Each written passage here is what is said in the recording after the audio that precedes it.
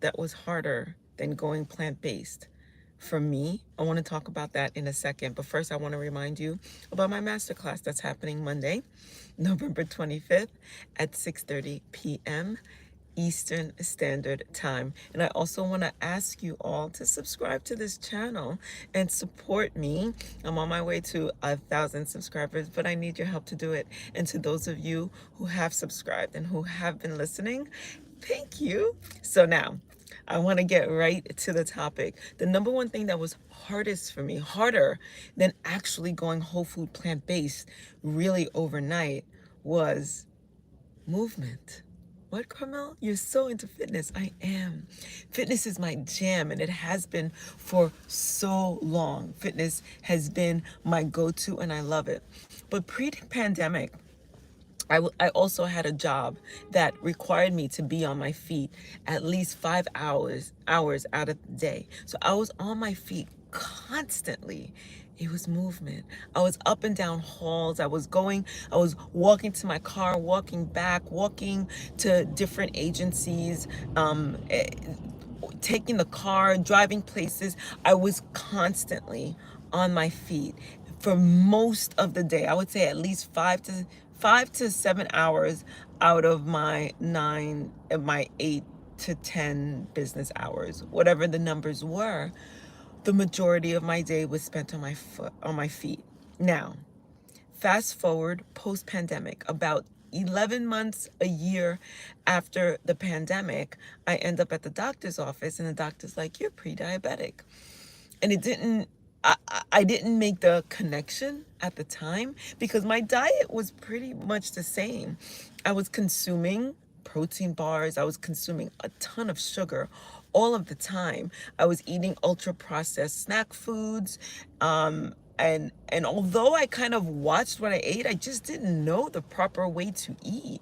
So I ate really what was on the supermarket shelves. And at times I would find myself at the bar having potato, French fries, sweet potato fries, meatless burgers, because at the time I wasn't whole food plant-based, but I wasn't eating red meat, whatever.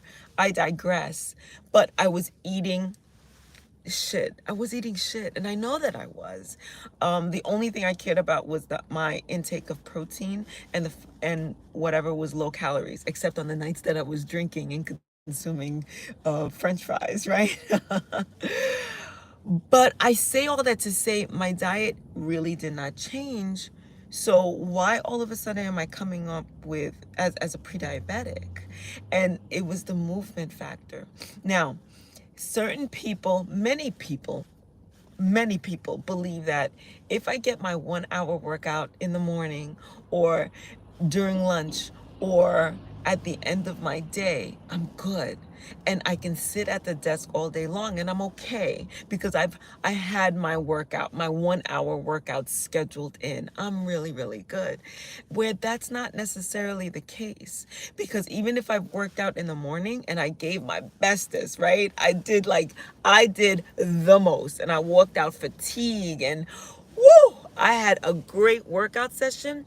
If I now go to work and I'm sitting at the desk for the next 8 hours, I'm not doing my body that much of a service. My body's not going to say, oh, she put that in the bank, so now my the pancreas is not going to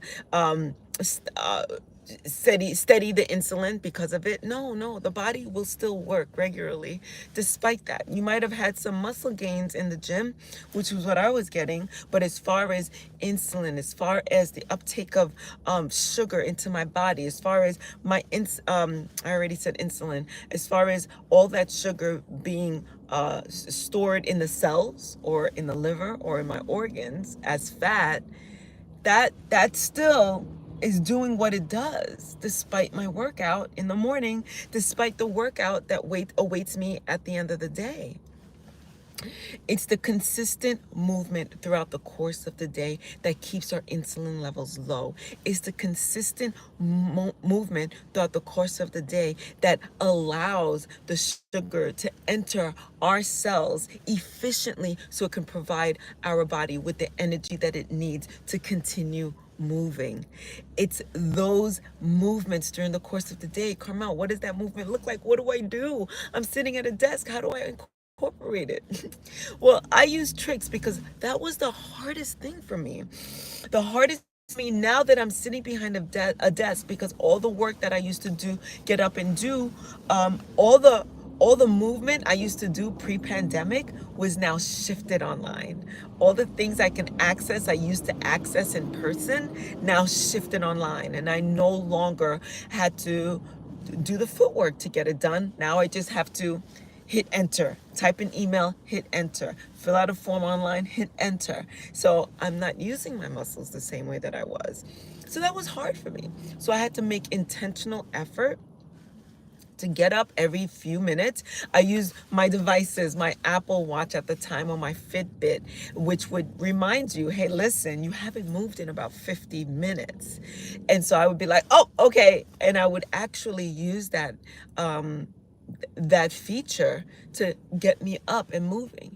And if it was cold outside or snowy or rainy, I would just maybe walk around the office a little bit. And yeah, maybe people thought that I was a little crazy, but I was okay with that.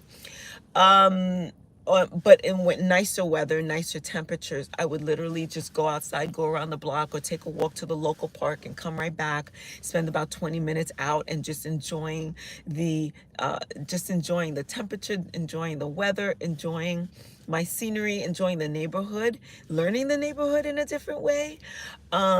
Sometimes I would literally go in the other room, in the conference room. I'd close my door in the conference room and do some squats. I'd go in the bathroom, lock myself in the bathroom, and jog in place for a good 2 minutes. Whatever made it work for me. When I'm printing things, I would tell folks in the office, I printed something. You can leave it there until I'm ready for it. To give me an excuse to get up and walk over to the printer. And drinking water, because I drink plenty of water during the course of the day. I would, okay, it's time for me to go to the bathroom and release. And I'd get up and walk into the bathroom, come back, maybe take a stroll around the office, see what's going on, see if anything needs to be picked up or organized, and try to stay on my feet as much as possible. That's not that easy for some people. For some people, it's very intentional. For some of you are really blessed and fortunate that you don't sit in a desk all day, and that you're constantly walking over to somebody else's cubicle, or constantly going over to upstairs to another department, downstairs to another apartment. So if you can, park further away from where your destination is, so that you can have that opportunity to walk in the morning and in the evening, take in extra sunlight, breathe in some fresh air. Take the stairs at your office, in your building, instead of taking the elevator. If you need to commute between elevators to go get your lunch, take the stairs. In the middle of the day, hey, listen, I'm just gonna go downstairs real quick and come back up real quick. Just use the fact that the stairs are there. One flight at first, if it's too much, then increase it to the 2 flights, increase it to 3, until you get a nice maybe 2-minute, 5-minute workout in taking the stairs. We need to be moving our body in order for our insulin and our cells to know that, hey, she's going to be using what she's just consumed. Because in a previous episode, I said it's important to move after you've eaten any meal or any snack, and which it is. It really, truly is. But if you could just move throughout the day, our body's not supposed to be sitting still for hours at a time. Not even 1 hour. I heard one doctor say we should really be moving every 30 minutes. But realistically, I mean, it takes me 30 minutes to get my thoughts together, and another 30 minutes to actually jot it down and put it in an email, and then hit send, and making sure that it was sent to all the appropriate spots. By that time, it's an hour and a half sometimes. So realistically speaking, 30 minutes doesn't always make that much sense for some of us. So we just have to be intentional, be creative, even sitting in our desk, maybe setting up a standing desk where you don't have to sit all day, maybe getting one of those adjustable spaces where your computer could sit on, where sometimes you sit and when you stand, you just readjust that space for your computer so that you can stand up with it. I know some people who actually invested in one of those treadmills at their desk. I know one person, to be quite honest with you, just one person.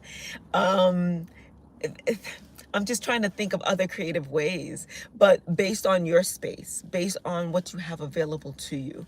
How creative can you get without having to spend so much money, to just kind of like use the resources that's around you, to include and incorporate movement throughout the course of your day? Do you have a puppy? And yeah, you take that puppy out 3, maybe 4 times a day. Maybe take the puppy out for another stroll.